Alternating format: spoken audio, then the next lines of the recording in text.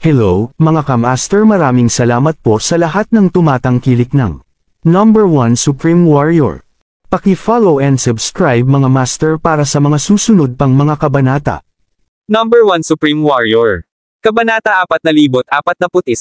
Maging si Triton, ang mandirigma sa Rurok mula sa Star Continent, ay namatay kay Jack. Halatang halata kung gaano siya kalakas. Baka imposible sa atin ang 110 metro, pero kay Jack, wala lang siguro.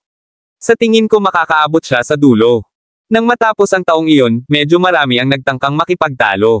Malakas na sinabi ng isang lalaking magulo ang bigot, inaamin ko na napakalakas ni Jack. Gayunpaman, kahit gaano pa siya kalakas, may hangganan pa rin ang kanyang lakas. Karamihan sa mga mandirigma dito ay humarap na sa hamon. Karamihan sa inyo ay dapat alam kung gaano kahirap ang landas ng kapalaran. Bawat 10 metro ng pagsulong, mas tumitindi ang pressure. Ang presyon sa 100 metro ay isang bagay na hindi ko maisip. Kahit na ang mga mandirigma sa tuktok ay hindi maaaring makarating sa dulo. Kahit na ang pinakamataas na ranggo sa mga mandirigma sa tuktok ay hindi makakarating sa dulo. Ito ay napakahirap. Iniisip ko pa nga kung sino man ang makakatapos nito kung ang mga mandirigma mula sa unang baitang mundo ay narito. Sumasang-ayon ako sa sinasabi mo. Hindi naman mahina si Jack, sadyang napakahirap lang nito. Kahit na ang mga mandirigma sa tuktok, kahit ang mga matataas na ranggo, ay hindi maaaring kumpletuhin ang landas ng kapalaran. Pakiramdam ko ay huminto siya ng humigit kumulang 110 metro. Kung magpapatuloy siya sa unahan, kahit si Jack ay hindi makakayanan. Nagsimulang mag-usap ang mga mandirigma. Iilan lang sa kanila ang nakadama na si Jack ay makakarating sa dulo at makuha ang lahat ng 9 na puntos. Hindi naramdaman ng ibang mandirigma na mahina siya, sadyang napakahirap ng landas ng kapalaran. Kahit sino ang lumakad sa landas ng kapalaran, hindi sila makakarating sa dulo. Si Lorraine ay nakatayo sa gilid at tahimik na tumingin sa lahat ng pinag-uusapan ng bagay na iyon bago siya tumangala sa likuran ni Jack. Sa totoo lang, hindi siya sigurado kung hanggang saan din ang mararating ni Jack sa huli. Sa sandaling iyon, hindi naapektuhan si Jack ng mga talakayan, gaano man ito kalakas. Binaliwala lang ni Jack ang sinasabi ng lahat. Ang ginawa niya ay nagpatuloy pasulong na may panay na mga yabag. Ang kanyang mga mata ay nasa huling punto, at dahan-dahan siyang lumapit sa puntong iyon. Hindi rin nagtagal at naabot ni Jack ang 80 metrong marka. Nagawa ni Blunt na maabot ang 88 metrong marka sa kanyang pagliko. Ang ganoong uri ng resulta ay sapat na mahusay sa harap ng mga regular na mandirigma, ngunit ito ay malinaw na wala sa lahat para kay Jack. Mabilis siyang nakarating sa puntong 88 metro. Nang makita ito, napabuntong hininga si Blunt. Nang dumating si Jack sa puntong iyon, hindi siya tumigil sa lahat habang siya ay patuloy na pasulong sa isang matatag na bilis. Nang tingnan iyon, nagsimulang kumikibot ang mga labi ni Blunt. Naalala niya kung gaano kataas ang pressure sa kanya nang tumuntong siya sa 88 metrong marka. Kahit anong pilit niya, nabigo siyang kumapit. Upang maiwasan ang kanyang sarili na masugitan, napilitan siyang iwanan ang pagpapatuloy. Sa parehong posisyon, na may parehong dami ng presyon, Jack ay tila hindi bothered sa lahat. Hindi man lang nagbago ang ekspresyon niya. Naging sanhi iyon ng hindi kapani-paniwalang pag-asim ni Blunt. Mula doon lamang, ang agwat sa pagitan nila ni Jack ay hindi kapani-paniwalang malinaw. Madaling lumagpas si Jack sa 88 metrong marka at pumasok sa 70 metrong marka. Matapos tumawid ng 70 metro, hindi pa rin nagbabago ang kanyang ekspresyon sa kanyang pagsulong. Kahit na sila na mentally prepared for that, nagsirit pa ang lahat sa nakita. May namamaos na boses, 90 meters na, pero umaarte pa rin siya na parang wala lang sa kanya. Parang stretch lang ang pressure ng 90-meter mark. Novel drama. Kung titingnan iyon, may mga nagsimulang magtaka kung may nangyari bang mali sa landas ng kapalaran. Kung hindi, paano kalmado pa rin si Jack? Kabanata 4042. Ang panggigipit ba mula sa mga batas ng kalikasan mula sa kanilang mga hamon ay iba sa mga hamon ni Jack? Siyempre, ang mga kaisipang iyon ay hindi nagtagal sa kanilang isipan. Pagkatapos ng lahat, ito ay isang walang katotohanan na paniwala. Gaano man kahusay si Jack, walang paraan na mababago niya ang mga patakaran. Isa lang ang napatunayan nito, mas malakas ang kakayahan ni Jack kaysa sa inaakala nila. Kung nakatuntong sila sa 70 metrong marka, ang kanilang mga katawan ay agad na nawasak ng mga batas ng kalikasan. Gayunpaman, ang lakas ng antas na iyon ay wala kay Jack. Hindi man lang ito naging hadlang sa pagsulong niya. Ang tuloy-tuloy na pagsulong ni Jack ay hindi huminto sa buong oras. Bawat hakbang niya ay tila sumasaklaw sa parehong distansya. Kaya lang, dahan-dahan siyang naglakad papunta sa 100 metrong marka. Sa sandaling iyon, huminga ng malalim ang lahat habang nakatingin sa landas ng kapalaran, hindi gustong makaligtaan ang anuman. Maging si Jack ay nagsimulang makaramdam ng panggigipit nang lumampas siya sa daan-daang metrong marka. Ang enerhiya ay bumagsak sa kanya mula sa lahat ng dako. Ang pressure ay higit sa doble ng pressure na naramdaman niya kanina. Sa bawat hakbang niya, mahigit 10 alon ng enerhiya mula sa mga batas ng kalikasan ang marahas na bumagsak sa kanyang kalasag na gawa sa enerhiya ng kaluluwa. Ang bawat hampas ay magiging sanhi ng bahagyang paglamig ng kulay abong-ambon. Gayunpaman, ang kulay abong-ambon ay mabilis na mapupunan muli. Nagtaas ng kilay si Jack. Nagsisimula na siyang makaramdam ng pressure kaya mabilis siyang nawala ng bantay. Akala niya ay aktwal na pressure lang ang mararamdaman niya pagkatapos ng 110 metro. Doon lamang magsisimulang manginig ang kanyang kalasag na gawa sa enerhiya ng kaluluwa. Gayunpaman, sa sandaling pumasok siya sa 100 metro, nagsimula siyang makaramdam ng pagtutol. Gayunpaman, ang kulay abong-ambon ay mabilis na napunan kahit na ito ay bahagyang nakakalat ng mga batas ng kalikasan, kaya ang pagsulong ay hindi masyadong nakaapekto kay Jack. Siyempre, iyan ay nakasalalay sa kapangyarihan ng mga batas ng kalikasan na hindi tumataas, na malinaw na imposible. Habang patuloy siya, mas malakas ang mga batas ng kalikasan. Akala ni Jack ay madali niyang mararating ang dulo, ngunit mabilis siyang nawala ng kumpiyansa. Ang Path of Fate ay talagang napakahirap ng hamon. Kahit si Jack ay hindi 100% tiwala. Huminto si Jack sa daan at 1 punto bago siya muling nagpatuloy sa pagsulong. Gayunpaman, nagsimulang maglakad ng mas mabagal si Jack sa pagkakataong ito, sa kabila ng hindi huminto. Sa sandaling iyon, ang lahat ay hindi kapani-pani walang naakit sa mga nangyayari. Walang nag-uusap sa sandaling iyon, at lahat ay nakatingin lang kay Jack. Gusto nilang makita kung hanggang saan ang mandirigma na ito sa tuktok na nakakuha ng napakaraming atensyon sa huli. Pagkalipas ng 5 minuto, dumating si Jack sa markang 115 metro. Sa puntong iyon, lahat ay handang aminin na siya ay malakas. Maging si Blunt ay kailangang tanggapin ang pagkatalo. Alam ng lahat na nakatapak sa landas ng kapalaran noon kung gaano kahirap ang pagsubok na ito. Habang pasulong sila, mas nagkakaroon ng pressure. Para sa kanila, kahit na makaabot sa 60 metro ay kahanga-hanga. Gayunpaman, nalampasan na ni Jack ang 110 metro. Sa sandaling iyon, kahit si Jack ay nagsisimula ng nahihirapang kumapit. Ang enerhiya ng mga batas ng kalikasan ay marahas na umaatake sa kanya tulad ng mga ligaw na hayop. Napilitan si Jack na dahan-daang buhayin ang kanyang tunay na enerhiya upang mapanatili ang ambon ng kaluluwa habang siya ay sumusulong. Kailangan niyang tiyakin na hindi siya tinamaan ng mga batas ng kalikasan. Matapos ang 15 metro, sa wakas ay dumating si Jack sa 120 metrong punto.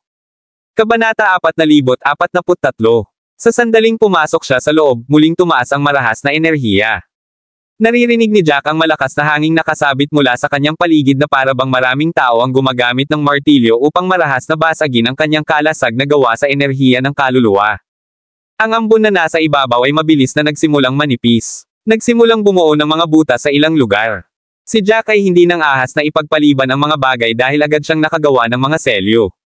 Hindi mabilang na mga silang namuo sa hangin, na nagiging purong enerhiya ng kaluluwa upang punan ang mga kakulangan. Nanggigigil ang ngipin ni Jack habang tumutulo ang pawis sa kanyang noo. Ang mga mandirigma na nakatayo sa ibaba ng Path of Fate ay nakatingin lahat ng may interes. Si Jack ay malapit sa kanyang mga limitasyon. Ang kanyang resulta ng 120 metro ay malayo na kaysa sa iba. Gayunpaman, karamihan sa mga mandirigma doon ay hindi nais na makarating si Jack sa dulo.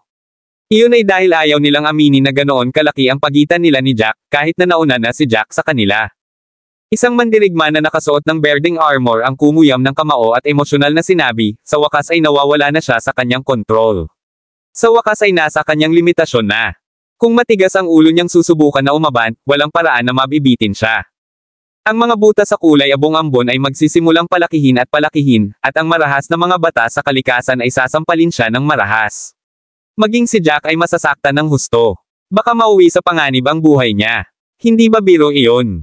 Isang mandirigma na tumayo sa top 5 ang nawala ng buhay dahil masyado siyang matigas ang ulo sa isang hamon, novel drama. Kung may mabalitaan tungkol dyan, tiyak na makakaakit ito ng maraming mapanuksong tawa.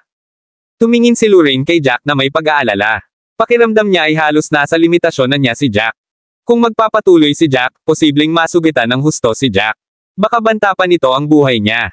2 hakbang pasulong at ibinukan niya ang kanyang bibig para payuhan si Jack, ngunit walang lumabas sa huli. Si Jack ay palaging isang taong gumagawa ng mga bagay sa sarili niyang bilis. Kung may sasabihin man si Lorraine sa pagkakataong iyon ay makakaasar lang ito kay Jack kaya pinilit niyang tumahimik. Gaya ng inaakala ng lahat na hindi naaaban si Jack at titigil sa 120 metro, humakbang pasulong si Jack sa kabila ng pressure. Sa sandaling humakbang siya, muling huminto si Jack.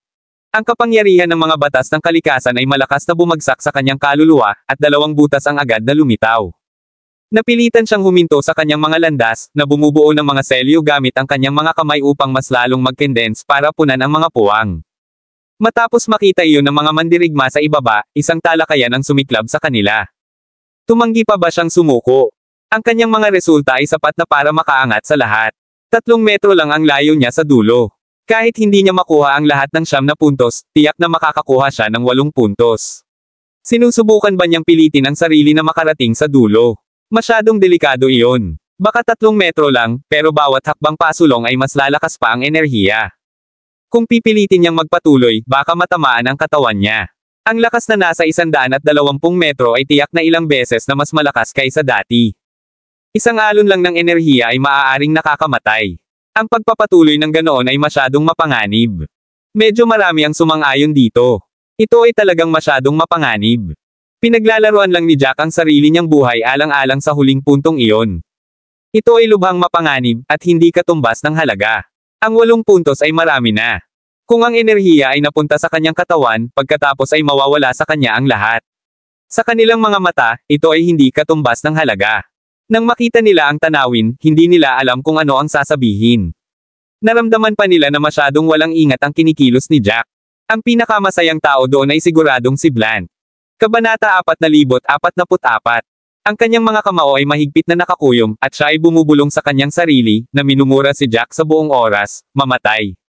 Mas mainam kung si Jack ay nasaktan ng husto ng mga batas ng kalikasan, at mawala ng buhay o mapupunta sa isang estado kung saan malapit na siyang mamatay. Iyon ang pinakamagandang resulta. Siya ay patuloy na nagdarasal at nagmumura kay Jack.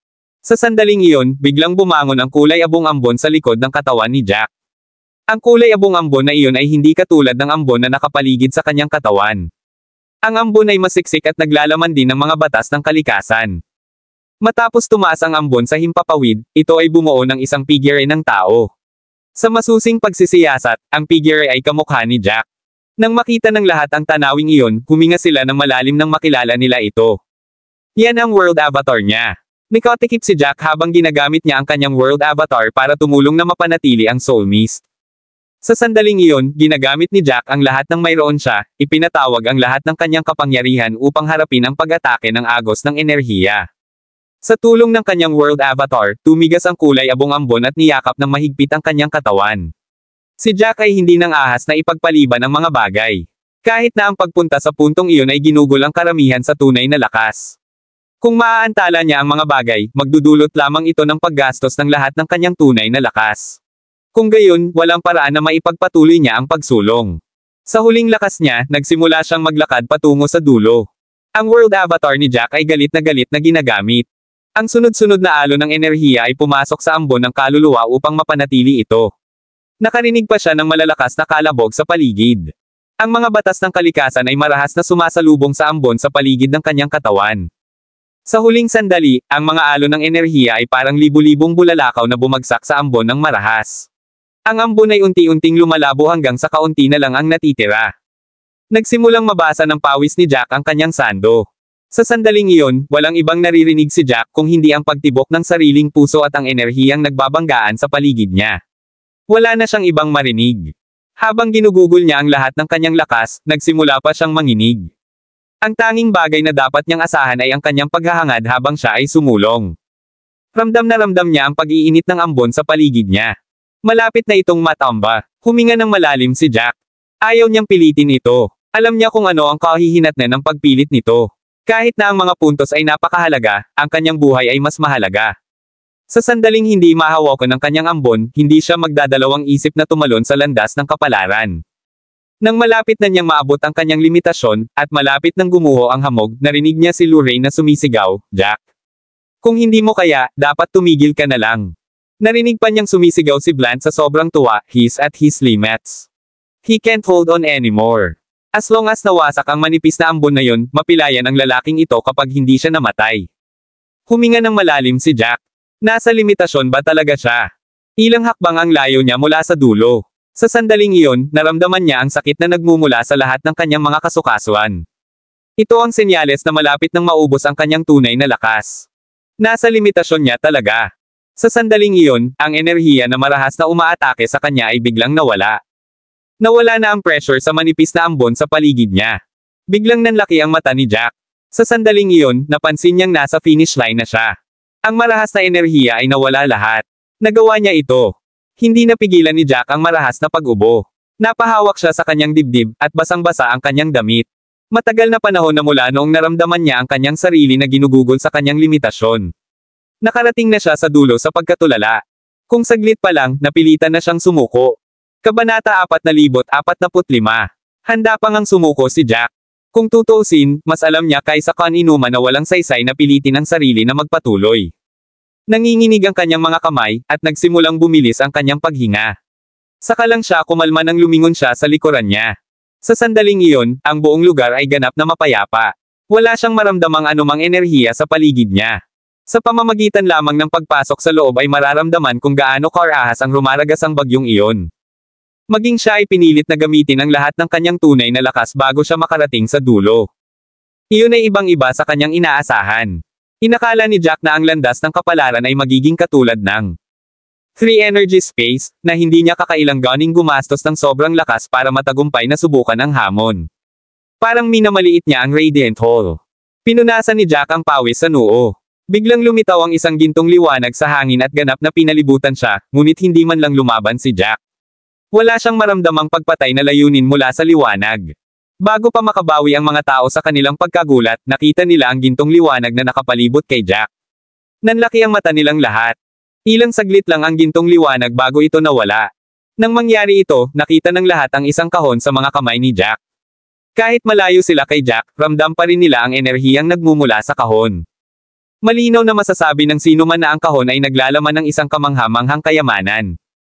Ang bawat tao ay natagpuan ang kanilang mga sarili sa kumpletong pagkawala para sa mga salita sa sandaling iyon. Nagawa ni Jack na maabot ang dulo. Ang resultang iyon ay halos isang himala sa kanilang mga mata. Walang paraan na ang gantimpala na nakuha ni Jack ay hindi magiging karaniwan.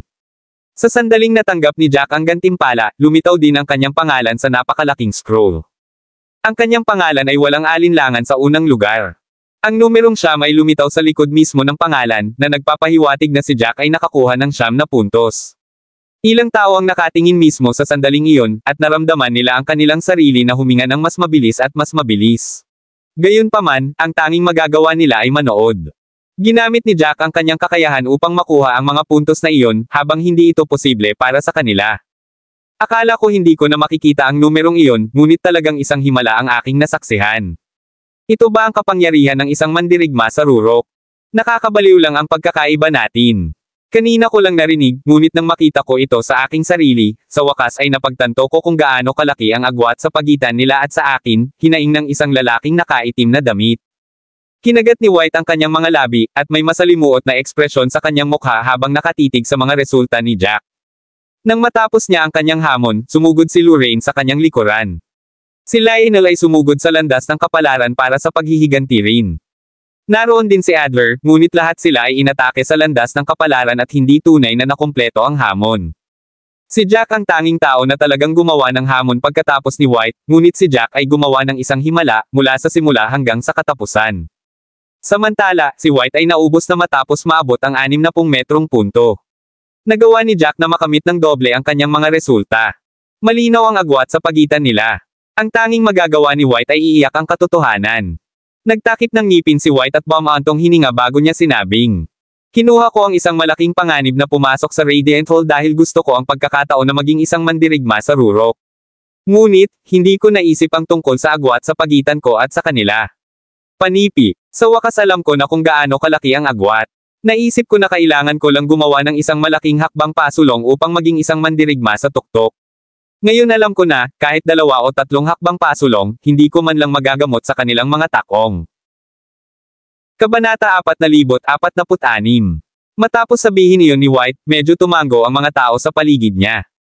Ang bawat kalahok doon ay lubos na kinilala ang lakas ni Jack. Napakalayo lang nila sa kanya in terms of skill. Ang kanyang mga resulta ay isang bagay na hindi nila kailanman makukuha.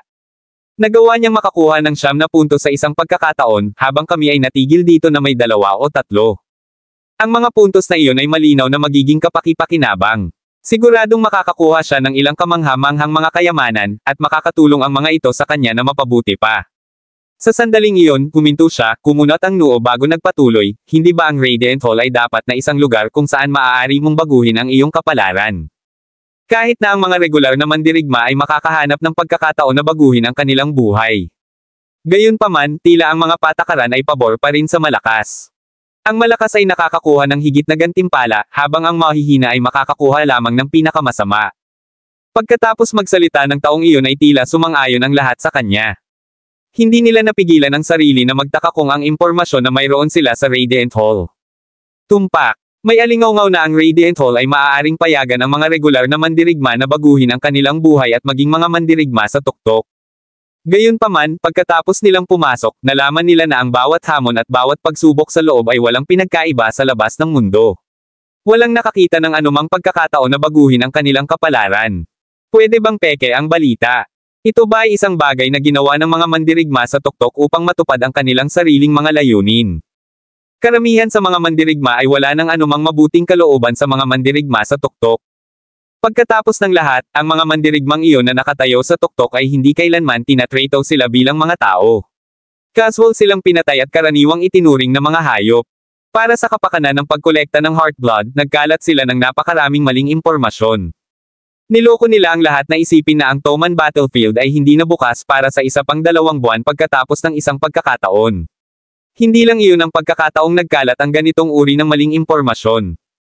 Sa puntong iyon, nagsimulang magtaka ang lahat kung sadyang kumalat ang balita ng Radiant Hall na maibabalik ang kapalaran ng mga regular na mandirigma. Matapos magtanong ang taong iyon ay mabilis itong sinagot. Umiling ang isang lalaking nakasuot ng purple na damit at sinabing, hindi ito maling balita. Ito ay isang bagay na kumalat na sa paligid bago pa man magbukas ang Whirling World. Naglagay sila ng maraming mga plano para sa kapakanan ng kanilang mga pukana, ngunit walang paraan kung paano nila gagawin ang mga plano daan-daang taon na ang nakalilipas. Narinig ko na ang tungkol dito mula noong ako ay ipinanganak. Dapat talagang magkaroon ng paraan para maabot ng mga regular na mandirigma ang antas ng isang mandirigma sa tuktok dito. Huwag masyadong maiinip, hindi pa naman tayo ganoon kalayo sa Radiant Hall. Mas marami pa tayong hamon sa hinaharap. I think that the chance is probably closer to the end. Pagkasabi niyo ng lalaki ay huminto muna siya bago lumingon sa bawat isa. Mahinahon niyang sinabi, ipapayo ko sa iyo na huwag magkaroon ng labis na pag-asa. May mga tao na nakarating sa tuktok mula sa Radiant Hall, ngunit ang mga bilang ay napakabihirang-bihira. Mabibilang mo sila sa isang kamay. Kung masyado kang nahuhumaling sa ideya, maaari kang mapunta sa panganib, at mawala pa ang iyong buhay. Nang matapos magsalita ang lalaking iyon, natahimik muli ang lahat. Ang mga tao ay kumikinang sa kanilang mga mata, at walang sino man ang tumanggi sa lalaki. Wala ring tumuloy sa sinabi niya. Kailangan nilang aminin na totoo ang sinabi ng lalaking naka-purple robe. Ito ay isang mabait na payo, ngunit hindi marami ang talagang nag-abala na makinig.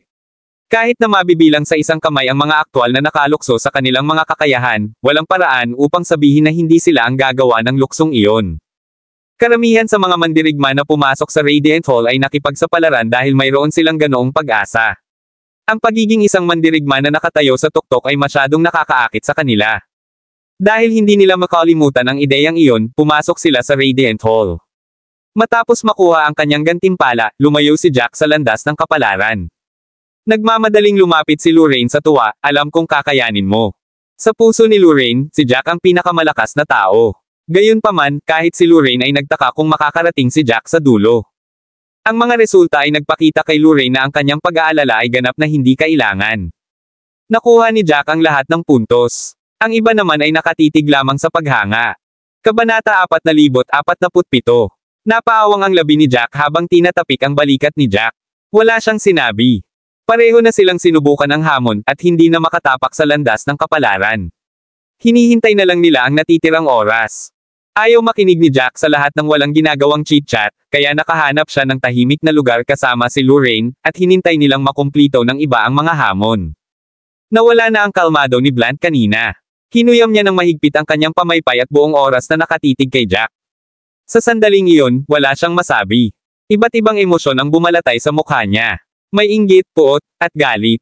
Gayunpaman, wala sa mood si Jack na bigyang pansin si Blanche sa sandaling iyon. Matapos makahanap ng bakanteng lugar sina Jack at Lorraine, agad na umupo si Jack at sinubukang bumawi. Ang naunang labanan ay ganap na napawi ang kanyang tunay na enerhiya.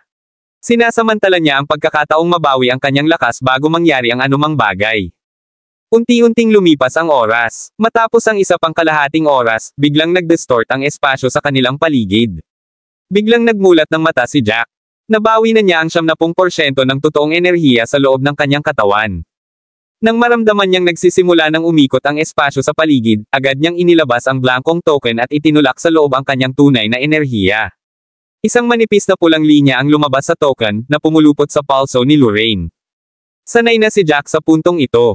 Hanggat nagsimulang mag-distort ang espasyo, nangangahulugan ito na natapos na ang hamon. Pagkaraan ng ilang sandali, ang lahat ay nabigla sa baluktot na espasyo at ipinadala sa susunod na hamon. Salamat sa blanko na token, si Lorraine ay hindi pinaalis mag-isa at dumating sa susunod na hamon kasama si Jack. Nasa isang malawak na plaza sila. Ang plaza ay ginawa gamit ang itim na mga brick, at ang bawat brick ay may mga espesyal na simbolo na nakaukit sa kanila. May espesyal na pangalan ang plaza. Tinawag itong Black Abyss. Hindi lang iyon ang plaza doon.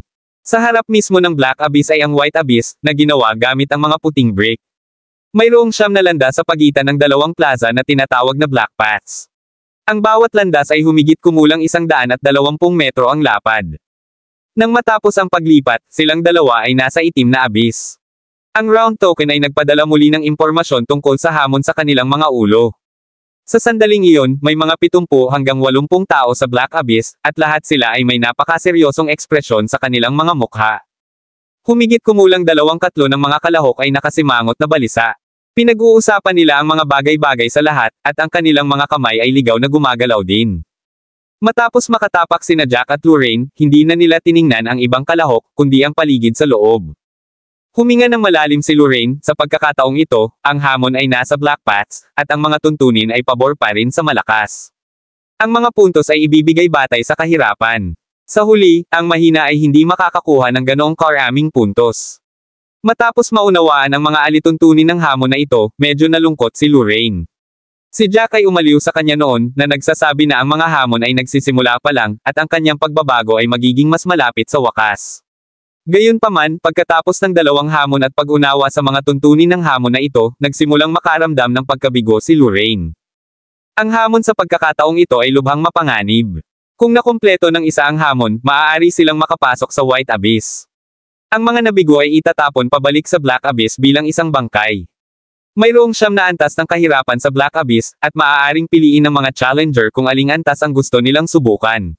Sa pagkakataong ito, ang hamon ay hindi lamang pagsubok sa kakayahan ng isang tao, kundi pati na rin sa kanilang kaisipan. Ang mga hindi alam ang kanilang sariling lugar ay maaaring mawala ng buhay. Kabanata 4048.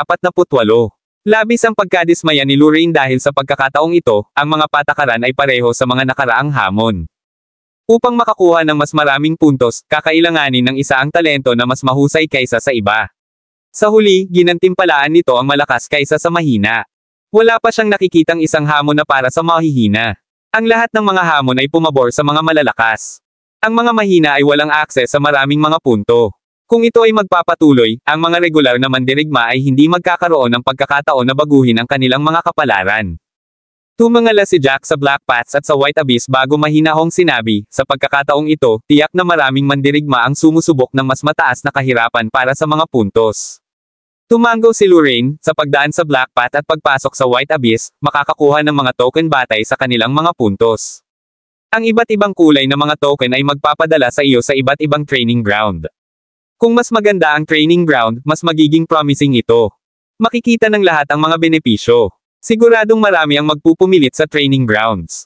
Ang White Abyss ay iba sa Black Abyss. Ito ay isang nakahiwalay na espasyo doon at itinuturing na gitnang punto ng Radiant Hall. Ang White Abyss ay mayroong mga token ng iba't ibang antas doon. Ang mga antas ay tumutugma sa iba't ibang kulay. Batay sa mga puntos na mayroon ng mga kalahok, maaari nilang baguhin ang kanilang mga round token para sa kanila. Kung mas maraming puntos ang mayroon sila, mas mataas ang antas ng kanilang mga token. Kung mas mataas ang antas ng kanilang mga token, mas maganda ang mga lugar ng pagsasanay na kanilang pinasok. Kung mas mahusay ang mga lugar ng pagsasanay, mas mabilis silang mapabuti. Ito ay lubhang kapaki-pakinabang sa mga mandirigma. Matapos makapasok sa Black Abyss, ipinadala ng bilog na token ang balita sa ulo ng lahat ng mga kalahok. Sa sandaling nalaman nila ang tungkol sa White Abyss, ang lahat ay agad na nagsimulang maghangad ng mga puntos. Ang mga hamon na napagdaanan na nila ay nasa nakaraan na, kaya't inipit nila ang lahat ng kanilang pag-asa sa hamon na ito. Gusto nilang makakuha ng mas maraming puntos para makakuha sila ng mas magagandang token. Sa pagkakataong ito, nasa kanila rin ang pagpipilian. Kung gusto nila ng higit pang mga puntos, maaari nilang piliin ang nauugnay na kahirapan.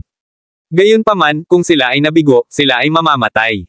Ito ay isang hindi kapani-paniwalang mahirap na problema para sa lahat ng mga kalahok doon. Dahil ang pagpili ay nasa kanilang mga kamay, kung gayon ang pagpili ng mas mahirap na hamon ay mangangahulugan ng isang magandang panahon kung sila ay manalo. Kung matatalo sila, mawawalan sila ng puntos. Hindi nakapagtataka na napakaraming mga kalahok ay napakaseryoso. Mukha silang hindi kapani-paniwalang nagkakasalungatan. Huminga ng malalim si Lorraine, "This is really torture. Kung ako yun noon, siguradong hindi kapani-paniwalang sumasalungat ang nararamdaman ko ngayon." Ang pakiramdam ay mahirap ilarawan. Nasa harap nila ang pagpipilian. Ang isang hakbang ay maaaring humantong sa langit, habang ang isa ay maaaring humantong sa impyerno.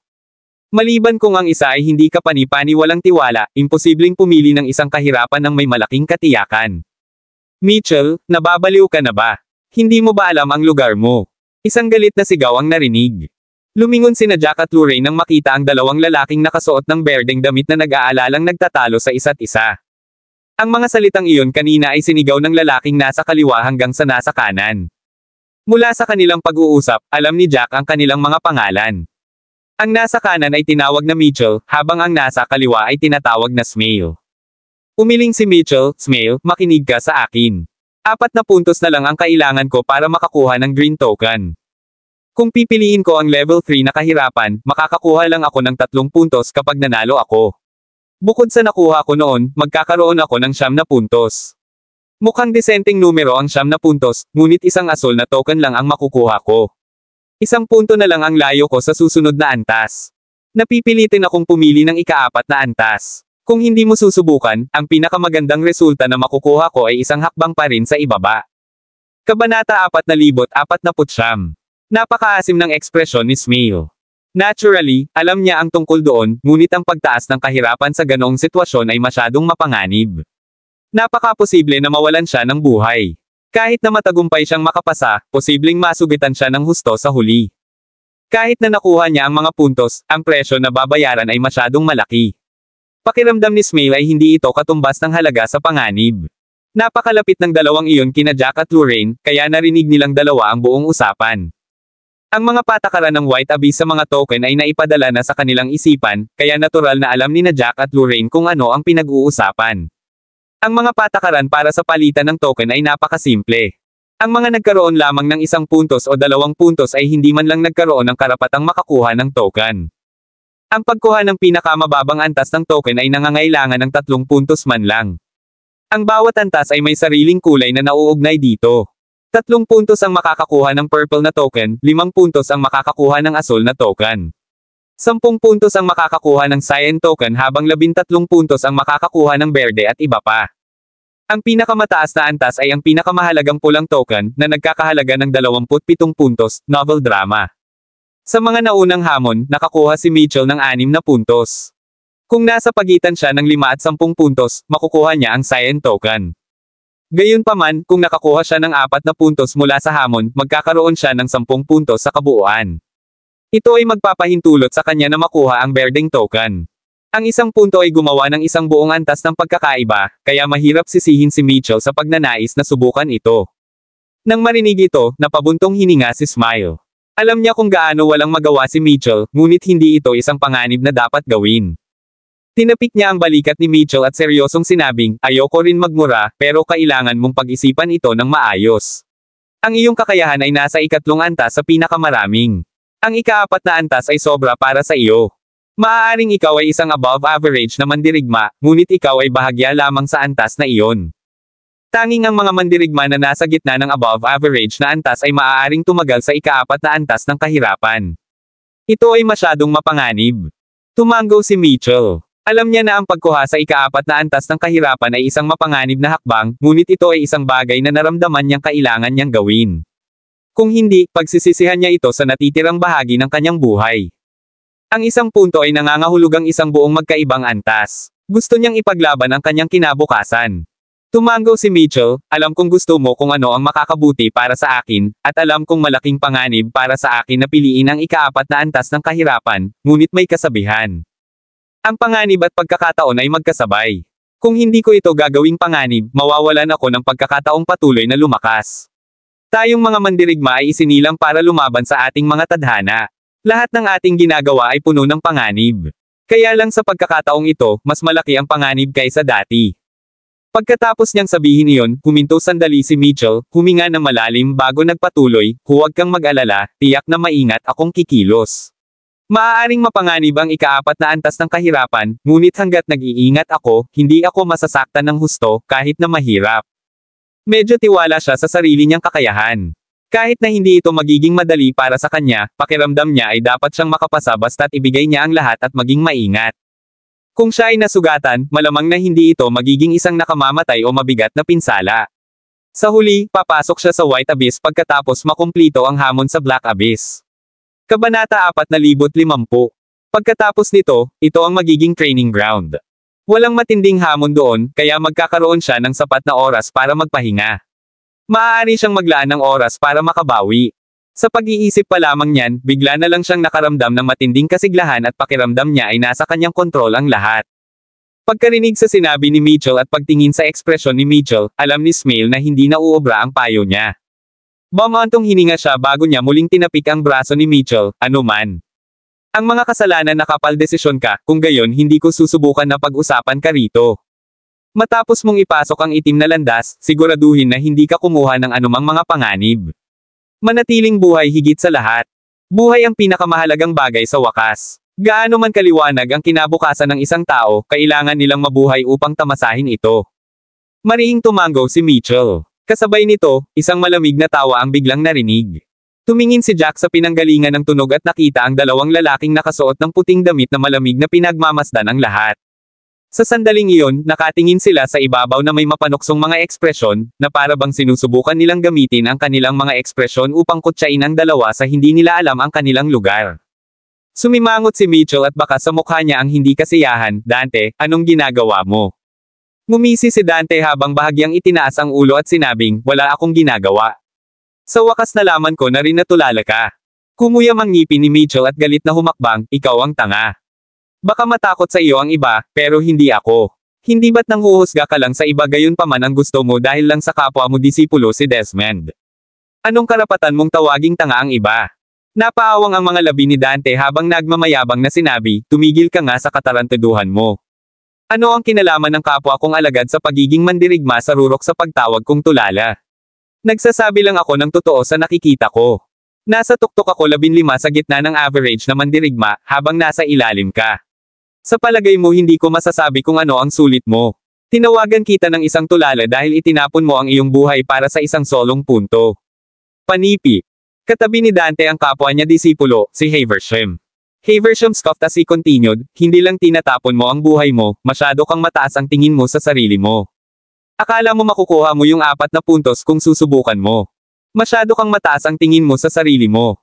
Ito ay medyo isang himala na ang isang tulad mo ay pinamamahalaang mabuhay ng matagal. Pagkatapos ng lahat, ang mga taong hindi alam ang kanilang lugar ay halos patay na ngayon. Panipi. Namula ang mukha ni Mitchell sa galit nang marinig ang lahat ng iyon. Masungit ang pagsasalita nila, hindi lang tulala ang tawag sa kanya kundi pati sabihing tiyak na mamamatay si Mitchell. Mahigpit na nakatikom ang mga ngipin ni Mitchell habang tinitigan sila ng masama, anong alam nyo? Parang hindi nyo na ako nakitang lumaban. Hindi nyo alam kung gaano ako kalakas. Siguradong delikado para sa akin na pumili ng pang-4 na antas, ngunit walang paraan na mamamatay ako kahit na may panganib. I'll walk out of the IPAVLB. Habang sinasabi niya iyon ay napaangat ng ulo si Mitchell. Lahat ng sinabi niya ay tila hindi kapani-pani walang matatag at nalutas. Gayunpaman, nang marinig ng dalawa ang sinabi ni Mitchell, nagsimula silang tumawa. Si Haversham sa partikular ay tumatawa sa isang hindi kapani-paniwalang pinalaking paraan, na parang narinig niya ang isang kamangha-manghang biro. Ang tawanan ay nakakuha ng maraming atensyon mula sa kanilang paligid. Lalong namula ang mukha ni Mitchell sa kanilang pagtawa, at tila hindi kapani-paniwalang emosyonal. Hindi pa siya tinatawanan ng ganoon sa buhay niya. Kabanata 4051. Ang kanilang mga aksyon ay karaniwang katumbas ng pagyurak sa buong kanyang dignidad. Ayaw nang tiisin ni Mitchell. Pupunta ako ngayon. Gagamitin ko ang aking mga resulta upang sampelan silang dalawa sa mukha. Pagkatapos niyang sabihin iyon, dumiretso siya sa isa sa mga black path. Galit na galit si Mitchell at lumampas na may bagyo sa kanyang ulo. Haversham scoffed and said, itong lalaking ito ay tunay na matigas ang ulo. Siya ay talagang lumagpas. Nasabi na natin ngayon, ngunit ang mga nag-iisip na sila ay mas mahusay kaysa sa kanila ay palaging magbabayad ng presyo. Ang isang mandirigmang tulad niya ay dapat na matalino tungkol dito at pumili ng isang mas mababang kahirapan. Ang mas mataas na mga paghihirap ay inihanda para sa mga taong tulad natin. Ang pagsisikap na hamanin sila ay mauuwi lamang sa kamatayan. Mababa ang tingin ni Haversham sa mga mandirigma na hindi kasing lakas niya. Kinasusuklaman niya ang mga ito sa pagsisikap na pumili ng mas matataas na kahirapan dahil ito ay tulad ng isang karaniwang tao na nagpipilit na sumali sa isang kaganapan para sa mga maharlika. Ito ay ganap na wala sa lugar. Sa pagkakataong iyon, hindi na narinig ni Mitchell ang sinasabi sa likuran niya. Isa lang ang nasa isip niya na gamitin ang kanyang kakayahan para sampelan sila sa mukha. Sa 9 na black paths, 7 ang ginagamit. 2 lang sa kanila ang walang laman. Lumapit si Mitchell sa isa sa mga hindi ginagamit at seryosong nakatingin sa 9 na bubog sa kanyang harapan. Bawat black path ay may 9 na kristal na maayos na nakadisplay. Ito ay kumakatawan sa 9 na paghihirap. Ang isa ay kailangan lamang na iturok ang kanilang enerhiya sa kahirapan na kanilang pinili. Tumingin si Mitchell sa pang-4 na kristal at nag-alinlangan sandali bago niya tiningnan ang pangatlo. Sa huli, itinurok niya ang kanyang enerhiya sa pang-4 na kristal. Nang lumiwanag ang ika-4 na kristal, opisyal na binuksan ang black path. Huminga ng malalim si Mitchell, at medyo mabigat ang kanyang mga hakbang, ngunit tinahak niya pa rin ang itim na landas ng may determinasyon. Nang tumayo siya sa gitna ng black path, biglang nabalot ng ambon ang buong lugar. Tinakpin ng ambon ang buong black path, na humahadlang sa lahat ng paningin. Matapos makita iyon, napabuntong hininga si Lorraine. Baka sa mukha niya ang salungat na tingin. Ang hamon na ito ay talagang pagsubok sa pagkatao ng tao. Sa tuwing may humaharap, mapapaligiran sila ng ambon. Mababara ang paningin ng iba, kaya walang nakakaalam kung gaano talaga kahirap ang mga hamon. Ang magagawa lang nila ay suriin ang kahirapan batay sa kung sino ang matagumpay na nakatapos ng mga hamon bago ito. Ang katotohanan na ang ambon ay humahadlang sa lahat ng paningin ay talagang ginawa itong isang pagsubok ng pagkatao. Walang nakakaalam kung ano ang aktwal na kahirapan, at kung ano ang kanilang haharapin. Walang nakakaalam kung anong uri ng mahihirap na hamon ang sinusubukan ng mga humahamon sa hamog. Gayunpaman, ang mga gantimpala ay malinaw para makita ng lahat, at ang kahirapan ay nasa kalahok. Ang pinakamatinding pagsubok ay ang katotohanan na ang mga kalahok ay bibigyan ng mga token batay sa kanilang kabuoang mga marka sa White Abyss, at ipapadala sa kaukulang mga lugar ng pagsasanay.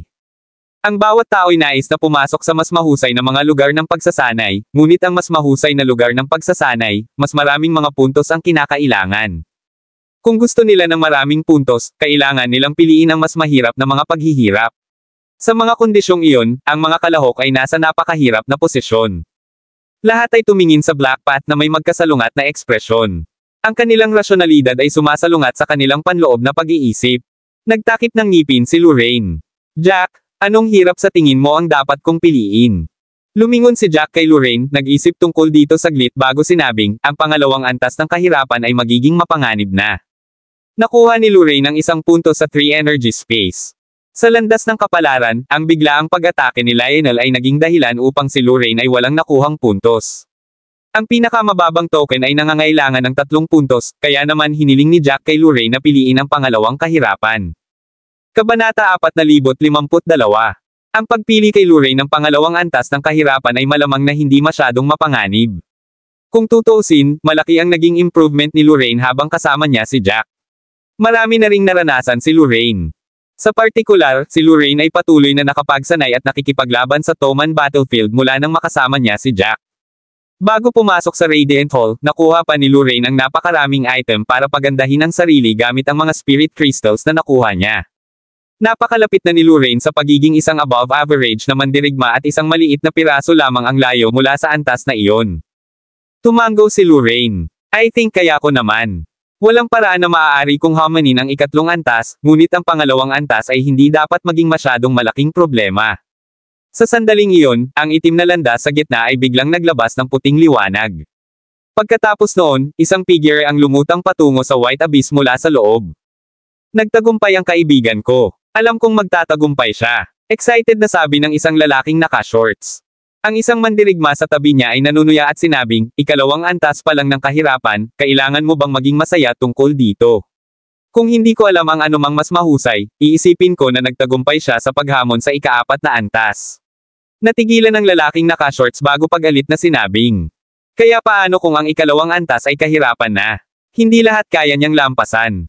Mayo mga namatay na sa pangalawang antas ng kahirapan bago ito. Lagi siyang nag-iingat, kaya naman pinili niya ang pangalawang antas. Sa husay niya, nagawa pa niyang hamanin ang pangatlong antas. Panipi. Pagkasabi niya noon ay agad siyang tinutuya ng mga nasa paligid niya. Itigil ang pagmamalaki, tama. Ano ang ibig mong sabihin na palagi siyang nag-iingat? Isa lang siyang nakakaalam ng kanyang lugar at alam na hindi siya sapat. Kaya naman hindi siya pumili ng mas mataas na kahirapan. Akala mo ba hahayaan niya ang isang pagkakataon na kumita ng isa pang puntos na Mad Ulosh? Maaari mong sabihin ang kahit anong gusto mo, ngunit huwag isipin na lahat tayo ay maniniwala sa lahat ng iyong idiots. Pabalik-balik silang nag-aaway nang biglang naglabas ng sinag ng itim na daan ang ika-6 na Black Path. Pagkatapos noon, isang figure ang pinadalang lumipad mula sa itim na liwanag na may putok. Isang bangkay na natatakpan ng mga pinsala ang itinapon sa gitna ng plaza. Hindi. May sumigaw habang sumusugod sa bangkay, inaabot ang katawan para hawakan ang katawan na huminto na sa paghinga. Puno ng lungkot ang mukha niya. Nang makita ang eksenang iyon, tahimik na napabuntong hininga ang lahat. Walang masyadong naawa dahil ito ang pinili ng taong iyon. Puno ng bakas ng kuko ang katawan. Maliwanag na ang katawan ay nasugatan ng isang hayop. Ang ilan sa mga sugat ay napakalalim na ang mga buto ay makikita. Ginawa nito ang isang pangit na tanawin. Nasa leeg ng katawan ang nakamamatay na sugat. May bakas ng kagat doon, kaya malamang nakagat ang tao hanggang sa mamatay. Biglang tumahimik ang plaza matapos lumitaw ang bangkay. Ilang tao ang nagpalitan ng mataimtim na tingin sa isa't isa. Sa pagkakataong ito, ang pagsubok ay talagang isang malaking pagsubok ng pagkatao. Kung ang isa ay mas maingat, maaari silang umalis sa lugar na buhay, ngunit mawawalan din sila ng pagkakataon. Napakahalaga sa kanila ng mga puntos. Gayunpaman, kung pipiliin nila ang isang bagay na higit sa kanilang mga kakayahan, napakaposibleng mawalan sila ng buhay. Napatingin si Lorraine sa bangkay na iyon, matagal na hindi nakapagsalita. Naalala niya na pinili ng kalahok ang pang-apat na kahirapan sa huli at binawian ng buhay. Ang mga sumunod na sandali ay mas maraming tao ang dumaan o itinapon pabalik sa Black Abyss bilang mga bangkay. Hindi agad nakilahok si Jack sa hamon dahil gusto niyang makita kung anong klaseng kasanayan ang kailangan para sa iba't ibang kahirapan. Sa wakas ay nakakuha na siya ng malinaw na pananaw at gusto lang niyang sabihin kay Lorraine ang makarinig siya ng isang tandang. Isang itim na ilaw ang lumiwanag, ibig sabihin ay isa pang kalahok ang namatay. Nanlaki ang mata ni Lorraine, that direction. It's that participant named Mitchell. Sa sandaling sinabi iyon ni Lorraine ay itinapon ang bangkay ni Mitchell. Kabanata 4053. Halos lahat ng bangkay ay itinapon sa gitna ng Black Abyss. Nang makita ni Smail ang bangkay ni Mitchell, namutla ang buong mukha nito. Ang kanyang katawan ay nagsimulang manginig, at ang kanyang mga mata ay kapansin-pansing nanlaki. Hindi siya makapaniwala na ganoon na lamang ang pagkamatay ng kanyang kapwa-alagad. Napabuntong hininga si Lorraine. Akala niya ay magtagumpay si Mitchell sa hamon, ngunit ito ang naging resulta. Maririnig mula sa malayo ang malamig na tawa ni Dante, sinabi ko sa kanya na hindi niya alam ang kanyang lugar, ngunit tumanggi siyang makinig. Masyado siyang mataas ang tingin niya sa kanyang sarili, kaya ito na ang resulta. Tinawag ko siyang tulala, ngunit hindi siya umamin. Nagpahayag pa siya na gagamitin niya ang kanyang mga resulta para sampelan kami sa mukha. Anong biro? Ang mga salitang iyon ay lalong mahirap pakinggan sa sandaling iyon. Pulang-pula ang mga mata ni Smail nang tumangala siya at tinitigan ng masama si Dante, na parang gusto niyang pamunit ng isang piraso ng kabilang partido. Gayunpaman, tila walang pakialam si Dante. Kinutya niya habang patuloy siyang nagsasabi, hindi ka ba nasisiyahan? May masabi ba akong mali? Hindi niya alam ang kanyang lugar at iginiit na piliin ang ikaapat na antas ng kahirapan. Sa huli, nawala ang hamon at namatay.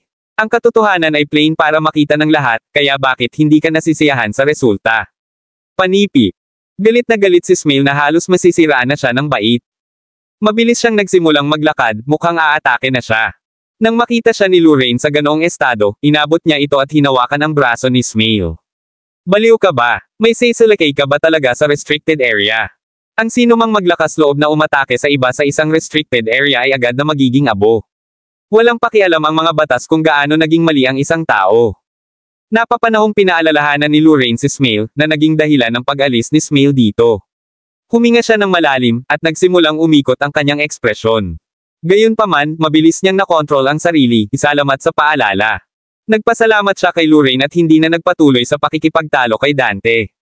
Sa halip, tumalikod siya at naglakad papunta sa gitna ng Black Abyss para kunin ang bangkay ni Mitchell.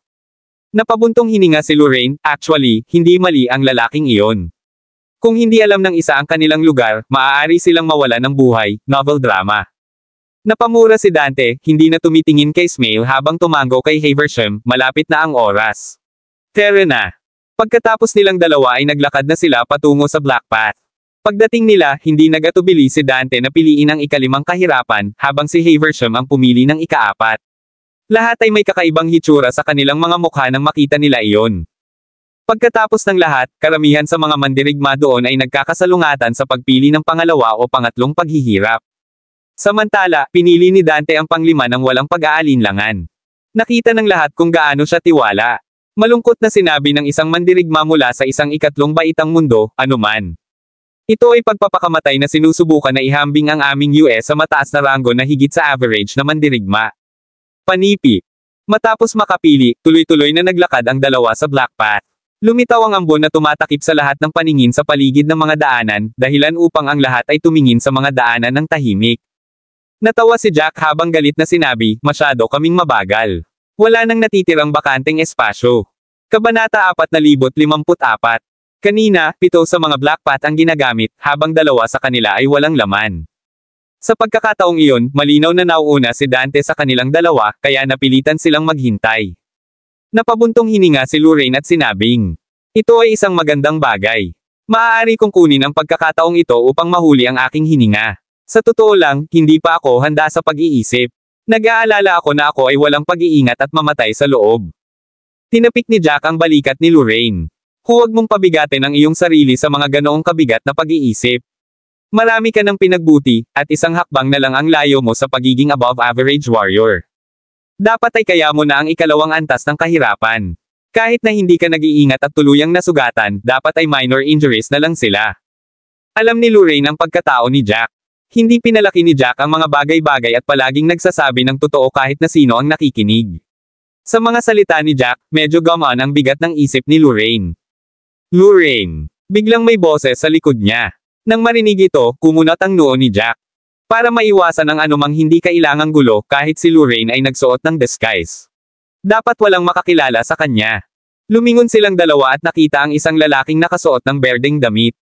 Nakakunot ang noo niya habang nakatingin sa kanila nang nagtataka. Nang lumingon silang dalawa, biglang nagulat ang taong iyon, ay, pasensya na. Nagkamali ako nang nakuha. The moment that said, excited na hinawakan ni Lorraine ang manggas ng taong iyon. Von! Ako ito! Habang sinasabi niya iyon, excited niyang hinubad ang kanyang disguise, na inihayag ang kanyang tunay na mukha. Nang makita ni Von na si Lorraine iyon, nakahinga siya ng maluwag. Ngumiti siya at sinabing, alam kong ikaw yun sa likod mo, pero pagtalikod mo, nakita ko ang isang ganap na estranghero. Akala ko maling tao ako. Hahaha. After that, he said with some hesitation, nagkagulo ka ba? Bakit ka nag-disguise? Naninigas ang mga labi ni Lorraine habang may kung anong pag-aalinlangan ang sumilay sa kanyang mga mata. Bigla niyang nakita ang sarili na hindi makapagpaliwanag. Malapit sa kanya si Von, ngunit hindi niya alam kung papayag si Jack na sabihin ang totoo o hindi. Nang makita ni Von ang ekspresyon ni Lorraine, naramdaman niya kaagad na nasa isang bastos na lugar si Lorraine. Ngumiti siya at itinaas ang kamay. Ayos lang. Kung mahirap ipaliwanag, hindi na kailangan pang gawin. Nang marinig ito, tumango si Lorraine. Ayaw niyang magsabi ng marami tungkol kay Jack. Kahit na hindi naman ganoon kalala ang pagsasabi kay Von kung sino si Jack, naramdaman pa rin niya na mas mabuting malaman ng iba ang tungkol kay Jack. Pasimpleng pakilala ni Lorraine sa lahat. Ipinakilala lang niya si Jack bilang isang kaibigan na malaki ang naitulong sa kanya. Matapos marinig iyon, hindi na ganoon kalamag ang tingin ni Von kay Jack. Nako, nagkataon lang. Nandito ka rin. Sa pagkakataong iyon, narinig ang isang palihim na boses sa kanilang likuran. Lumingon si Jack para makita ang isang lalaking mukhang masama at isang malaking lalaki na nakatingin sa kanila na may masamang intensyon.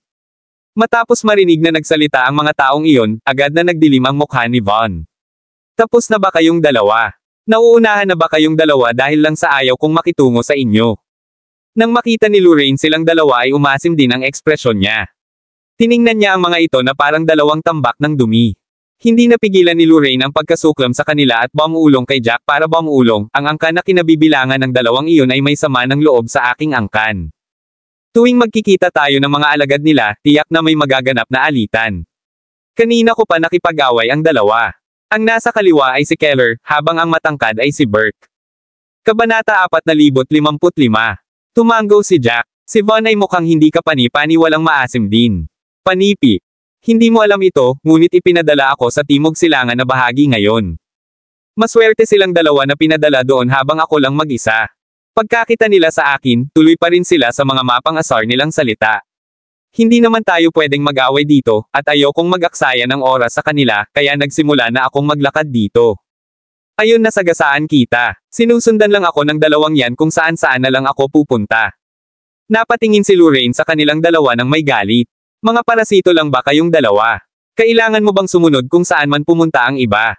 Hindi mo ba masasabing wala sa mood si Von na makipagdeal sa inyong dalawa? Pagkasabi pa lang noon ay tuluyan ang nagdilim ang kanilang mga ekspresyon. Ngumisi si Keller at sinabing, matagal ko nang gustong putulin ang bibig mo. Kaya kung pumunta kung saan ko gusto. Iyan ba ang pinapayagan mong kontrolin? Napakaraming pagsubok na ang pinagdaanan naming dalawa kamakailan, at nakakuha kami ng napakagandang bagay. Ang talino natin ay mas mahusay kaysa dati. Sa harap ko, langgam ka lang na pwede niyang tapakan anumang oras. Dapat magpasalamat ka na nasa restricted area tayo. Kung hindi, hiniwa na kita ng pira-piraso dahil sa sinabi mo. Napangisi si Lorraine sa mga salitang iyon. Kung hindi niya sinunod si Jack, baka medyo naapektuhan siya ng mga salitang iyon. Gayunpaman, ang kanilang mga salita ay parang isang biro sa kanya sa puntong ito. Ang dalawang iyon ay maaaring umunlad, ngunit hindi ba siya pinahintulutang gawin ang parehong. Nang tingnan ang ekspresyon ng pagkadismaya ni Lorraine, mas lalong nagdilim ang mukha ni Keller. Kinutya niya at sinabing, Brat, sa palagay mo ba nagbibiro ako sa iyo? Kung hindi ka naniniwala sa akin, let's settle it on the black path. Napagdesisyonan ko na napiliin ang pangatlong antas ng kahirapan. Paano ka? Habang sinasabi niya iyon, puno ng kumpiyansa ang boses ni Keller. Malaki ang tiwala niya sa pagharap sa ikatlong antas ng kahirapan. Narinig iyon ni Lorraine at natigilan. Kung hindi peke ang kumpiyansa na iyon, mas malakas talaga si Keller kaysa sa kanya. Siya ay dapat na nasa antas ng isang above average na mandirigma, at isang makatwirang ranggo sa gayon. Nangangahulugan ito na si Keller ay dumaan sa isang malaking pagpapabuti. Nakataas ang isang kilay ni Von habang bumubulong, napakaswerte talaga nilang dalawa. Hindi ko alam kung ano ang pinagdaanan nila sa Chaos City, pero nakuha nilang dalawa ang mahigit 20 gintong susi. Gamit ang mga susi na iyon, nakakuha sila ng maraming mahahalagang kayamanan. After taking those treasures, they went through quite a few challenges also. Ang kanilang mga kakayahan ay nakakuha ng malaking hakbang sa loob lamang ng kalahating taon. They're already above average warriors. Kung ganoon nga ang kaso, talagang napakaswerte ng dalawang iyon. Napaawang ang labi ni Lorraine, nagtataka kung bakit hindi niya nakuha ang swerteng iyon. Kahit na nakapag-improve siya salamat kay Jack, medyo malayo pa rin siya sa level nila. Nakataas ang ulo ni Keller habang nakatingin kay Lorraine ng buong panghahamak. Sa ngayon, basura ka lang sa buhay namin. Ni hindi ka karapat-dapat na panasan ang sapatos ko. Wala kang karapatang kumilos ng mayabang sa harap namin. Habang sinabi iyon ni Keller, tumingin siya kay Lorraine na para bang isang pile ng crap si Lorraine. Nagdilim ang ekspresyon ni Lorraine. Sa pagkakataong ito, siya ay lubos na nagalit. Noong huling nakilala niya si Keller, halos magkapantay sila ng lakas. Medyo bumuti lang si Keller, gayunpaman, naglakas loob na siyang magpahayag. Kabanata 4056. Lalo niyang naisip si Lorraine, mas lalo siyang nagalit. Hindi niya napigilan ang sarili na humakbang pasulong. Ano? Sino ka ba para pag-usapan ang halaga ng iba? Kung gusto mong pag-usapan yan tapos sa harap ng kaibigan ko dito, wala ka. Pumalakpak ang galit ni Lorraine, umaakyat sa buong katawan niya. Medyo nagkaroon siya ng ilang nakaraang salungatan kina Keller at Burke. Bago pa man sila pumasok sa Whirling World, palagi na silang nagkakasalungatan. Sa bawat oras na magkasalubong sila, magkakaroon ng pagtatalo sa lugar. Hindi na kaya ni Lorraine ang pag-iinsulto nilang dalawa ng ganoon. Sa sandaling iyon, ang tanging magagawa niya ay gamitin si Jack para tulungan ang kanyang sarili. Siya ay mas mahina kaysa sa dalawang iyon, ngunit si Jack ay higit sa 100 beses na mas malakas. Isang walang magawang ngiti ang pinakawalan ni Jack. Alam niya kung gaano ang galit ni Lorraine sa mga sandaling iyon, kaya ayaw niya maging masyadong maliit. Hahayaan niyang gamitin siya ni Lorraine para sa leverage. Nakataas ang kilay ni Keller habang nakatingin sa lalaking katabi ni Lorraine na kanina patahimik. Si Jack ay mukhang mahinhin at tila walang pinipigilan. Parang ka-level lang ni Lorraine ang kanyang kakayahan. Walang kahanga-hanga sa kanya. Tinuro ni Keller si Jack, siya ba ang kaibigang tinutukoy mo? Mayabang na tumango si Lorraine. Halatang si Jack ang tinutukoy niya. Parehong sinukat ni na Keller at Burke si Jack at nabigo silang makakita ng anumang espesyal tungkol sa kanya. Sa loob-loob, iniisip nila kung sinusubukan ni Lorraine na hilahin ang isa sa kanila. Wala siyang kalaban-laban sa kanila, kaya sinubukan niyang gumamit ng iba para iligtas ang kanyang dignidad. Tumawa si Burke at sinabing, "Siya. Malinaw na nasa ka-level mo lang siya. Stop trying to scare us." Tiningnan ni Lorraine si Burke ng masama. Dahil ignorante kang tanga. Dapat ay nagpapasalamat kayong dalawa na restricted area ito. Kung talagang nag-away tayo, kahit 4 kayo ay hindi sapat para harapin siya. Natigilan si Vaughn habang nakikinig. Sinimulan niyang sukatin ang mandirigmang iyon na tila malapit din kay Lorraine. Kanina pa sila iniinis ng dalawang iyon, kaya hindi nagawang sabihin ni Lorraine kay Vaughn ang tungkol sa lalaking iyon. Nagbigay lang siya ng maikling pagpapakilala. Sa mga sinasabi ni Lorraine, tila napakalakas ng lalaking iyon na tinatawag na Northwoods. Malamang nasa top 10 siya sa above average na mga mandirigma. Kung talagang ganoon kalakas ang taong iyon, napakaganda nito. Naiinis na sabi ni Burke, "Stop trying to brag so much. You speak like he's in the top 10 among above average warriors." Kung siya ay talagang ganoon kahusay, paano siya magkakaroon ng anumang pakikitungo sa iyo? Sa iyong mga kasanayan, hindi mo siya mapapansin. Tiyak na magaling ka sa pagmamayabang. Gayunpaman, huwag mong ipagpalagay na ang lahat ay katangahan ng lahat. Nagtaas ng kilay si Vaughn. Kahit na labis niyang kinasusuklaman si Burke, kailangan niyang aminin na may katuturan si Burke. Kung ang taong iyon ay talagang isang above average na mandirigma na nasa nangungunang 10 sa ranggo, kung gayon walang paraan na siya ay magiging kaibigan ni Lorraine. Kung titignan silang dalawa, halatang medyo close sila. Hindi maiwasan ni Vaughn na magkaroon ng ilang katanungan sa kanyang puso. Ngumisi si Lorraine, "Anong alam mo?" Ipagpapatuloy pa lang niya ang pakikipagtalo nang lumapit si Jack para pigilan siya. Sinaman niya ng tingin ang dalawang black pants na katatapos lang ay walang laman at mahinahong sinabi, "Hindi naman siguro tayo makakalaban dito. Walang kwenta ang pagtatalo. Walang kwenta ang pag-aaksaya ng oras sa mga taong iyon." Tumango si Lorraine at nagsalita ng ilang salita kay Vaughn bago ito tumigil sa pagsasalita. Inilibot niya ang kanyang mga mata kay Keller at Burke bago sumunod kay Jack papunta sa black path. Kailangan nilang tumuon sa kung ano ang mahalaga. Walang kwenta ang pakikipagtalo sa dalawang iyon. Kasunod ng napagpasyahan na, pinili ni Lorraine ang pangalawang kahirapan. Tumigil sandali si Jack at nag-inject ng enerhiya sa ika-9 na kristal. Nang makita iyon ng iba ay biglang nagkaroon ng malaking kaguluhan. Kabanata 4057. Baliw ba ang lalaking iyon? Sinusubukan ba niyang magpakamatay? Ang ika-9 na antas. Akala ko hinding-hindi ako makakakita ng sino mang magtatangka sa kahirapan na iyon. Sino ang lalaking iyon? May nangyari ba sa kanya? Hindi ba niya alam kung ano ang kinakatawan ng ika-9 na antas ng kahirapan? Baka sinusubukan lang niyang pumunta sa lungga ng halimaw. What beasts then? This guy probably just wanted to die. After we entered the Black Abyss, the token already sent all the rules into our heads. Either this guy is a complete idiot, or he is mentally handicapped. Kung hindi, walang paraan na hindi niya malalaman ang ibig sabihin ng 9th level. May nangyari siguro sa kanya. Kung hindi, paano niya pipiliin ang ika-9 na antas ng kahirapan? Nang makita ni na Keller at Burke ang pinili ni Jack, natigilan sila. Pagkatapos noon ay nagsimula na silang tumawa na parang ngayon lang nila narinig ang pinakadakilang biro ng kanilang buhay. Kahit sobrang exaggerated ang tawa nilang dalawa, wala sa mood magalit si Vaughn. Medyo natigilan siya habang nakatingin sa likod ni Jack, hindi alam ang sasabihin. Naisip niya na baka baliw din si Jack. Ang pagpili sa ika-9 na antas ng kahirapan ay karaniwang pagpapakamatay. Kahit na ang ikawalong antas ng kahirapan ay isang bagay na hindi maaaring lampasan ng sinuman, pabayaan ang ikasyam. Kahit na ang mga mandirigma sa tuktok ay hindi pipili ng isang bagay na napakabaliw. Ang pagpili sa ikasyam na antas ng kahirapan ay hindi naiiba sa pagpapakamatay. Medyo nanginginig ang mga labi ni Von nang tuluyan siyang tumahimik. Samantala, sina Keller at Burke ay mukhang nakalanghap sila ng laughing gas habang sila ay tumawa sa lalong pinalaking paraan. Habang tumatawa, sinabi nilang, nandito lang ba ang lalaking ito para pagtawanan tayo?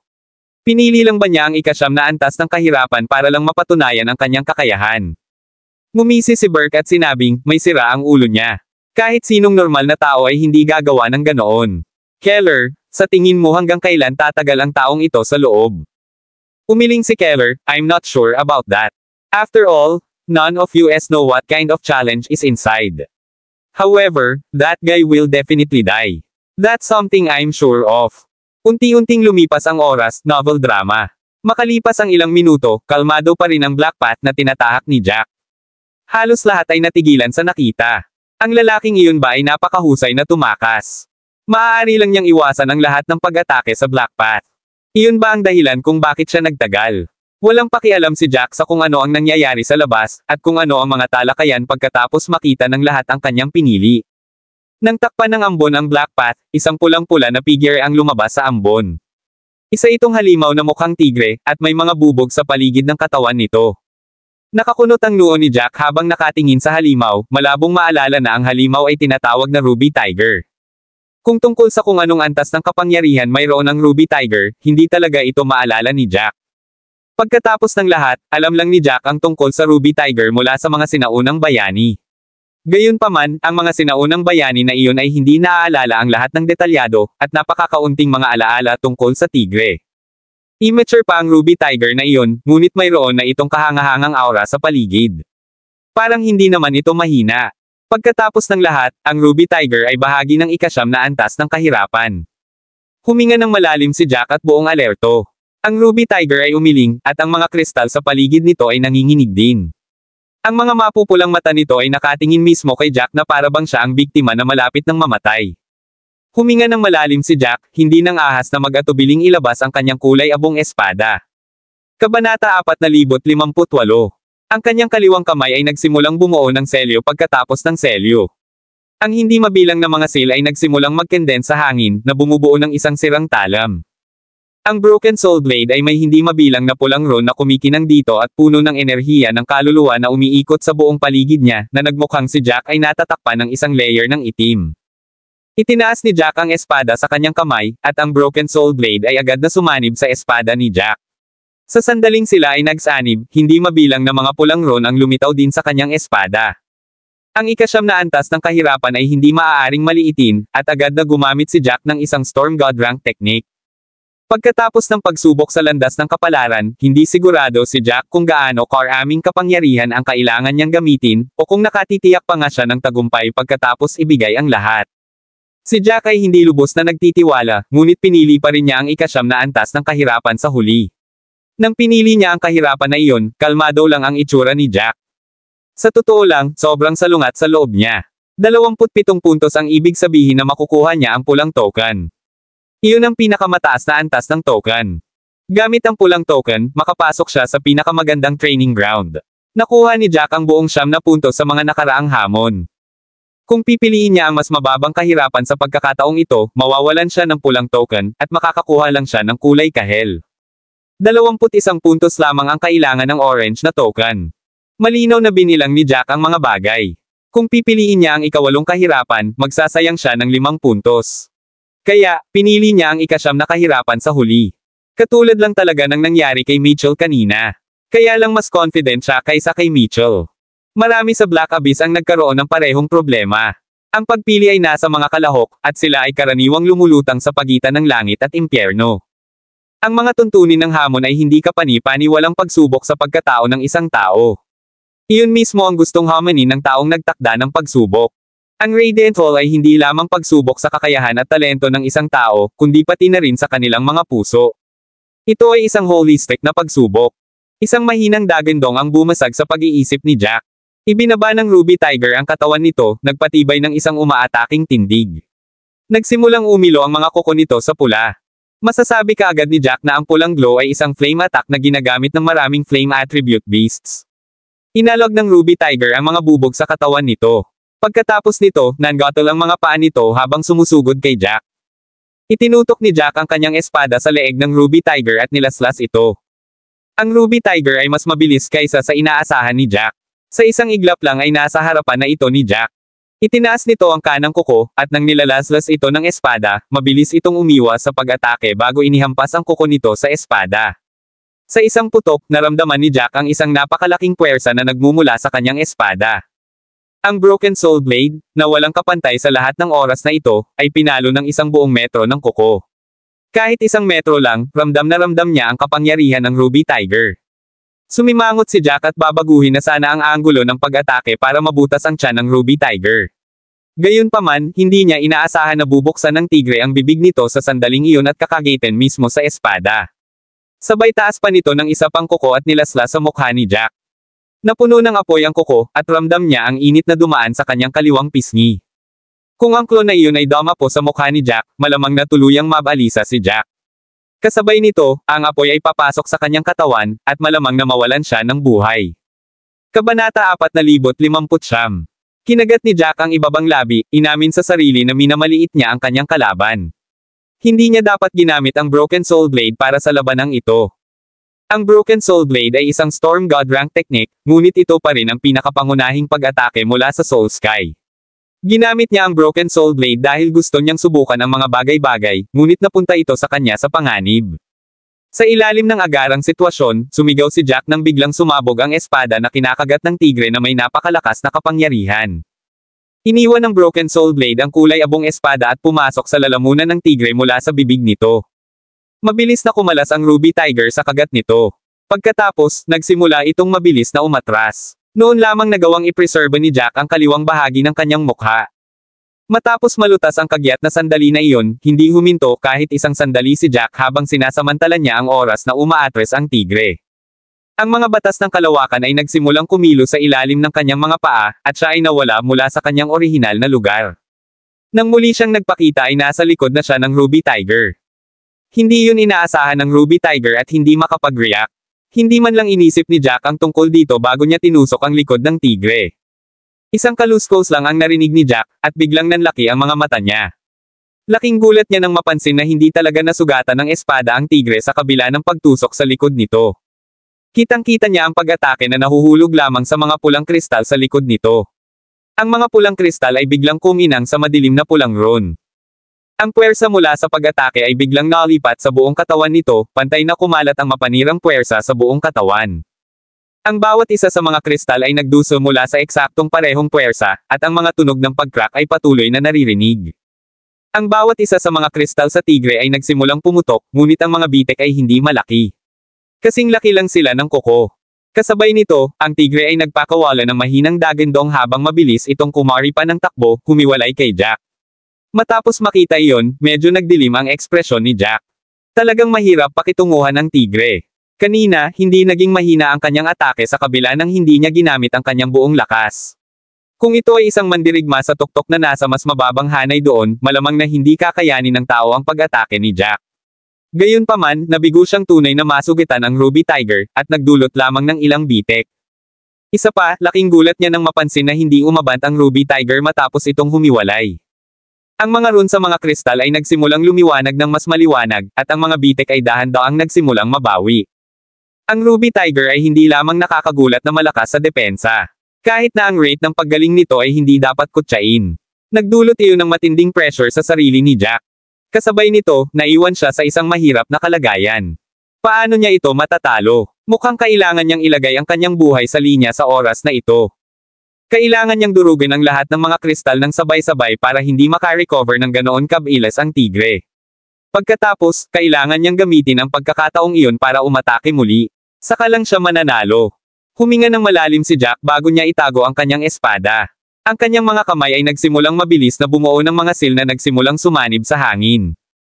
Isang itim na singsing na may taas na kalahating tao ang nabuo mula sa mga sil, at dahan-dahan itong umikot sa hangin, na gumagawa ng mga tunog ng crack. Sa sandaling iyon, ang lahat ng mga kristal sa Ruby Tiger ay nagsimulang mabawi. Matapos makabawi ang Ruby Tiger sa dati nitong masiglang estado, nagsimula itong muling lumapit kay Jack, at ang mga mata nito ay napuno ng hangarin na pumatay. Parang pinukaw ng naunang pinsala ang lahat ng galit sa puso ng Ruby Tiger. Si Jack ay tumulak pasulong, at ang Soul Burst. Nakaring shot sa Ruby Tiger nang hindi kapani-paniwalang mabilis. Tumangala ang Ruby Tiger at ibinoka ang bibig nito, nagpalabas ng mapangwasak na Dagendong. Kabanata 4,060. Sa pagkakataong ito, iba ang Dagendong sa mga Dagendong noon. Nagkaroon ng soundwave attack sa loob mismo ng Dagendong. Ang Dagendong ay napakalakas na ito ay yumanig sa hangin sa paligid, na bumubuo ng ripple pagkatapos ng ripple. Sa isang putok, ang Soul Burst Ring ay nakipagsagupaan sa mga soundwave.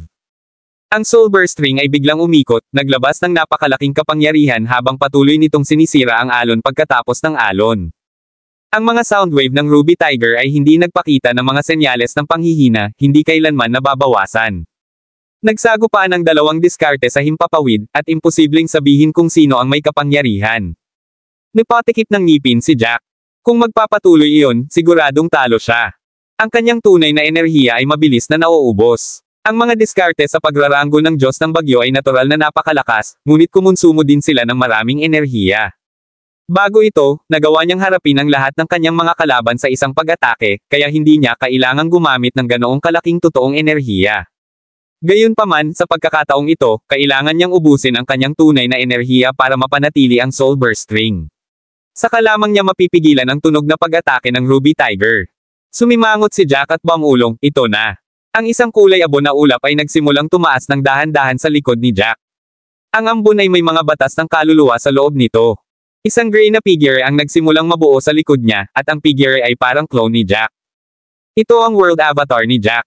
Matapos mabuo ang kanyang World Avatar, bigla itong naglabas ng isang alon ng matinding enerhiya na bumaril sa Soul Burst Ring. Sa suporta ng World Avatar, biglang naglabas ng matinding pulang ilaw ang Soul Burst Ring, at ang sunod-sunod na alon ng tunog ay winasak ng Soul Burst Ring. Sa isang sandali, ang Soul Burst Ring ay nasa harap na ng Ruby Tiger, na naging sanhi ng pagkabigla sa mga mata nito. Sa sandaling iyon, batid na ng Ruby Tiger ang panganib na kinaroroonan nito. Sinubukan nitong umatake habang umaatres, humiwalay sa Soul Burst Ring. Nakita agad ni Jack kung ano ang binabalak ng Ruby Tiger. Isang mahinang sigaw ang pinakawalan niya habang sinimulan niyang gumawa muli ng mga selyo gamit ang kanyang mga kamay. Nagsimulang dumaloy ang mga sil na iyon sa Soul Burst Ring, at ang enerhiya ng Soul Burst Ring ay nagsimulang tumaas ng husto. Ang bilis kung saan ang mga soundwave ay nawasak ay tumaas ng isa pang bingo. Napaatras lang ang Ruby Tiger nang biglang lumaki ang Soul Burst Ring, na nakapalibot sa Ruby Tiger. Sa pagkakataong ito, ganap na nataranta ang Ruby Tiger. Gusto nitong magmadaling lumabas sa Soul Burst Ring, ngunit walang paraan na bigyan ito ni Jack ng pagkakataong gawin iyon. Sumigaw si Jack, pasabog. Sa sobrang lakas, biglang sumabog ang Soul Burst Ring. Ang matinding pagsabog ay nagdulot ng napakalaking shockwave, ngunit handa na si Jack para dito, kaya napaatras lang siya ng isang hakbang nang nagresultang shockwave. Ang Ruby Tiger, gayunpaman, ay hindi gaanong pinalad. Nahuli ito sa gitna ng pagsabog, at ang katawan nito ay dumanas ng buong lakas ng pagsabog. Gaano man kalakas ang mga depensa nito, wala silang silbi bago ang pagsabog na iyon. Nagsimulang magbasag ang mga bubog sa katawan nito, unti-unting nagiging alikabok. Sa mga bitek, kitang-kita ni Jack ang tunay na balat ng tigre. Muling ginamit ni Jack ang mga batas ng espasyo sa ilalim ng kanyang mga paa at nawala sa kanyang kinatatayuan. Nang muli siyang nagpakita, malapit na siya sa Ruby Tiger. Hindi siya nang ahas na mag-alinlangan man lang habang inilabas niya ang isang punyal mula sa mustard seed, tinutukan mismo sa pagitan ng mga bitek habang siya ay naglaslas pababa. Sa sandaling iyon, ang tigre ay nasugatan ng husto. Nang maramdaman nito ang panganib, nagpupumiglas ito. Gayunpaman, huli na ang lahat. Sa isang squelch, ang sariwang dugo ay tumalsik sa buong lupa, at ang tigre ay biglang nawala ng kakayahang lumaban. Tumigil sa paggalaw ang apat na paa nito, at huminga ng malalim si Jack habang pinupunasan ang pawis sa noo. Nanalo siya. Halos mapunit ang mukha niya kanina. Sa kabutihang palad, nakareact si Jack sa oras. Kung hindi, siya ay nasaktan ng husto kahit na siya ay nanalo. Malaking kawalan iyon para kay Jack. Maraming salamat mga ka-master sa walang sawang pagsusubaybay. Isang like, share, and subscribe naman dyan mga ka-master. Abangan ang susunod pang mga kabanata.